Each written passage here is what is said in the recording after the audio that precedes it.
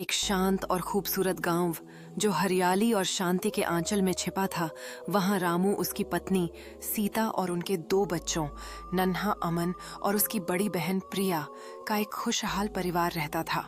उनकी जिंदगी किसी सुनहरे सपने से कम नहीं थी, जहां प्यार और हंसी हर पल मौजूद थे।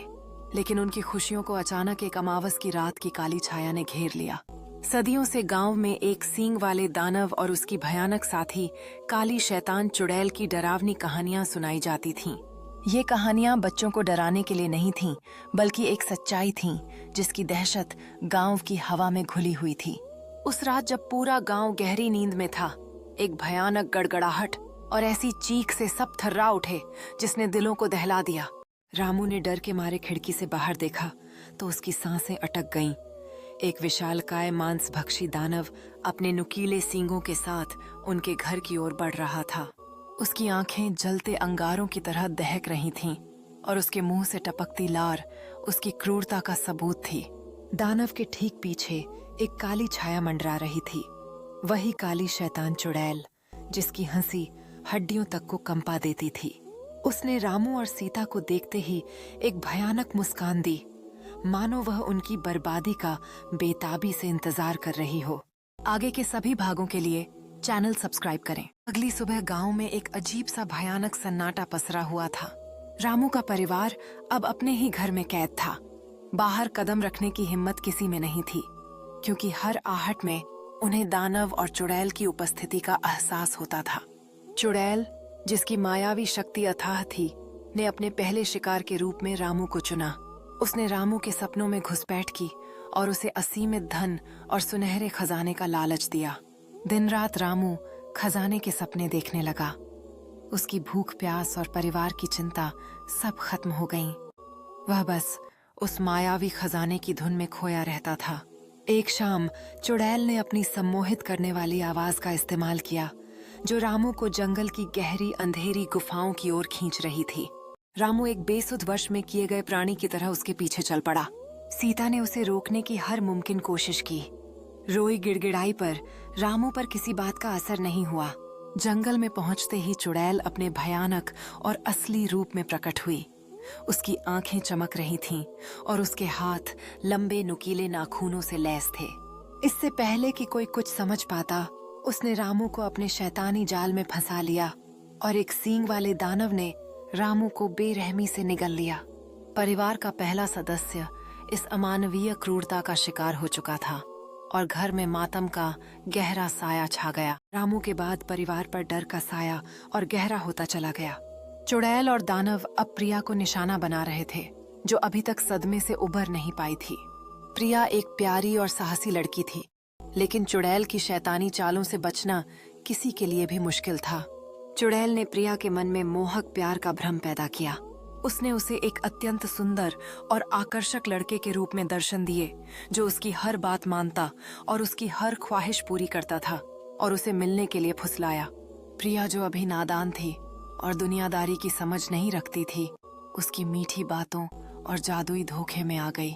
एक दिन जब छोटा अमन गहरी नींद में सो रहा था, प्रिया चुपके से घर से निकल गई। उस मायावी लड़के से मिलने की चाह में सीता को कुछ अनहोनी का गहरा आभास हुआ और वह दिल दहला देने वाले डर के साथ प्रिया के पीछे भागी, पर तब तक बहुत देर हो चुकी थी। चुड़ैल ने प्रिया को अपने घातक जाल में फंसा लिया और उसे दानव के सामने धकेल दिया।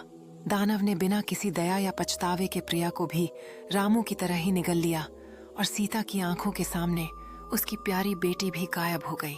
सीता का दिल टुकड़े टुकड़े हो गया और वह पूरी तरह से अकेली पड़ गई, सिवाय अपने छोटे बेटे अमन के, जिसे अब उसे हर हाल में बचाना था। चैनल को सब्सक्राइब कर लें और बेल का बटन दबा लें। अब केवल सीता और छोटा अमन ही बचे थे और सीता जानती थी कि अगला नंबर उसका ही है। पर एक माँ के रूप में वह अमन को बचाने के लिए अपनी जान तक देने को तैयार थी। उसकी ममता उसे हर हाल में अमन की रक्षा करने को प्रेरित कर रही थी। चुड़ैल और दानव उनके घर के चारों ओर लगातार मंडरा रहे थे। उनकी शैतानी हंसी रात की शांति को फाड़ रही थी और हर पल उनकी मौजूदगी का एहसास करा रही थी। एक भयानक रात चुड़ैल ने सीता को अमन की जान बख्शने का लालच दिया। बदले में अपनी जान देने को कहा। सीता ने बिना सोचे समझे हाँ कर दी, क्योंकि उसके लिए अमन की जान से बढ़कर कुछ नहीं था। उसने अमन को अपनी गोद में लिया, उसे प्यार से चूमा और नम आंखों से कहा, बेटा हिम्मत मत हारना, तुम मेरे लिए, अपने पिता और अपनी बहन के लिए जीना।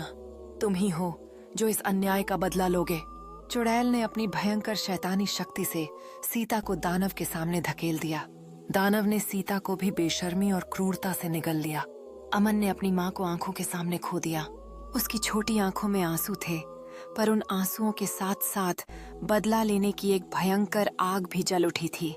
वह जानता था कि अब उसे अकेले ही इन दोनों क्रूर और अमानवीय राक्षसों से निपटना होगा और अपने परिवार के हर सदस्य का बदला लेना होगा। दोस्तों, चैनल पर ऐसी मजेदार कहानी मिलती रहेगी, सब्सक्राइब करें। अमन अब अकेला था। उसकी चतुर बुद्धि और अपने परिवार के लिए बदला लेने का संकल्प उसे अविश्वसनीय रूप से मजबूत बना रहे थे। उसने दानव और चुड़ैल का ध्यान अपनी ओर खींचने और उन्हें आपस में लड़ाने के लिए एक बेहद सोची समझी योजना बनाई। वह जानता था कि वे दोनों अपनी शक्ति और अपने अंधे स्वार्थ में इतने डूबे थे कि उन्हें आसानी से गुमराह किया जा सकता है। एक दिन अमन छिपकर उनके पास गया और अपनी छोटी पर तेज आवाज में चिल्लाया, ओह शक्तिशाली दानव, तुम जानते हो कि चुड़ैल तुमसे ज्यादा ताकतवर है। वह अक्सर तुम्हारी शक्ति का मजाक उड़ाती है और कहती है कि तुम बस उसके इशारों पर नाचते हो। दानव गुस्से में लाल हो गया। क्या बकवास कर रहे हो छोटे बच्चे, मैं इस जंगल का सबसे बलवान प्राणी हूँ। अमन पर चुड़ैल तो यह भी कहती है कि वह तुम्हें अपनी उंगलियों पर नचा सकती है क्योंकि तुम मूर्ख हो। चुड़ैल को यह सुनकर गहरा गुस्सा आया और वह चिल्लाई, झूठ ही, यह बच्चा तुम्हें गुमराह कर रहा है दानव, मैं तुम्हारी शक्ति का सम्मान करती हूँ। अमन ने अपनी चतुराई और वाक्पटुता का इस्तेमाल करते हुए दोनों के बीच गहरा अविश्वास पैदा कर दिया। उसने उनके अहंकार को इस तरह जगाया कि वे एक दूसरे के खिलाफ भड़कना शुरू हो गए, अपनी अपनी श्रेष्ठता साबित करने के लिए, और आपस में लड़ने लगे। अमन की बातों ने अपना असर दिखाया। दानव और चुड़ैल एक दूसरे पर चिल्लाने लगे। अमन ने आग में और घी डाला। दानव चुड़ैल ने कहा कि वह तुम्हें जब चाहे तब मार सकती है और तुम उसके आगे कुछ भी नहीं हो। और चुड़ैल दानव कहता है कि वह तुम्हें एक झटके में खत्म कर देगा और तुम उसके लिए महज एक खिलौना हो। उनका झगड़ा जल्द ही एक भीषण और विनाशकारी लड़ाई में बदल गया। दोनों ने एक दूसरे पर अपनी पूरी शक्ति और भयानक जादू से वार किए, जिससे पूरा जंगल कांप उठा। अंत में वे दोनों बुरी तरह से घायल होकर लहूलुहान और थक चुके थे। उनकी सारी शक्ति समाप्त हो गई थी। अमन ने देखा कि यही सही मौका है। वह हिम्मत करके उनके सामने आया और अपनी दृढ़ आवाज में बोला, अब तुम दोनों मेरे गुलाम हो। अगर तुमने मेरी बात नहीं मानी तो मैं तुम दोनों को हमेशा के लिए खत्म कर दूंगा और तुम्हारा नामो निशान मिटा दूंगा। उनकी चोटों और शारीरिक तथा मानसिक थकान ने उन्हें अमन की बात मानने पर मजबूर कर दिया। अमन ने उनसे एक सख्त वचन लिया कि वे कभी किसी इंसान को नुकसान नहीं पहुंचाएंगे और हमेशा भलाई के काम करेंगे। अब दानव और चुड़ैल अमन के गुलाम बन गए थे, उसकी हर आज्ञा का पालन करने के लिए मजबूर। अमन ने उन्हें एक नया काम दिया, चैनल सब्सक्राइब करने वालों की 3 नेक इच्छाएं पूरी करना और उनकी सहायता करना।